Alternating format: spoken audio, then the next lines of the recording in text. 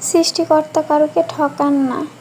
যাকে গায়ের রং দেননি তাকে মায়া ভরা চেহারা দিয়েছেন, আবার যাকে ঘন কালো চুল দেননি তাকে সুন্দর দুটি চোখ দিয়েছেন। কাউকে মেধা দিয়েছেন, দিয়েছেন অসাধারণ গুণ।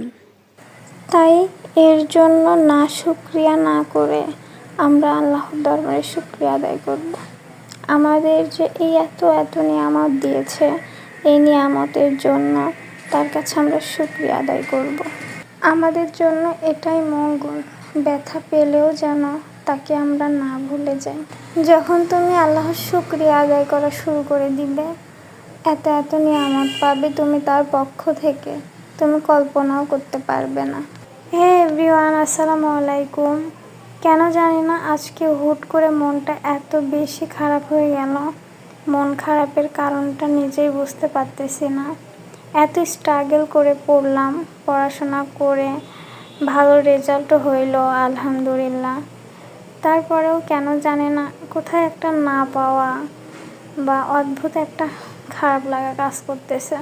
আজকের দিনটায় তো আমার অনেক বেশি খুশি হওয়ার দরকার ছিল, কিন্তু কিছুতেই খুশি হতে পারতেছিলাম না।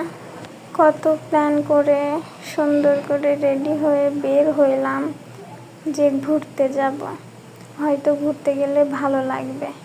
যদিও বা আগের থেকেই প্ল্যান ছিল যে শাড়ি পরে একদিন বাহিরে যাব।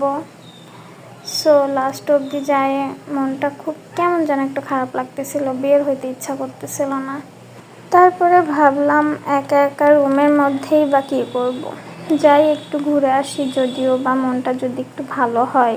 তারপরে যা সত্যি তাই, বের হয়ে এমন একটা জায়গায় গেলাম যেখানে গিয়ে তার মৃদু হাওয়া আর আশেপাশের পরিবেশ ওয়েদার দেখে আলহামদুলিল্লাহ মনটা এত বেশি খুশি হয়ে গেল।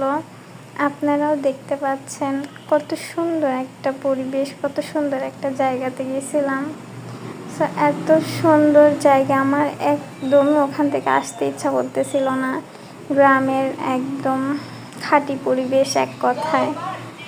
সো দুই পাশে মাঠ আর পানি, মাঝখান দিয়ে রাস্তা চলে গেছে।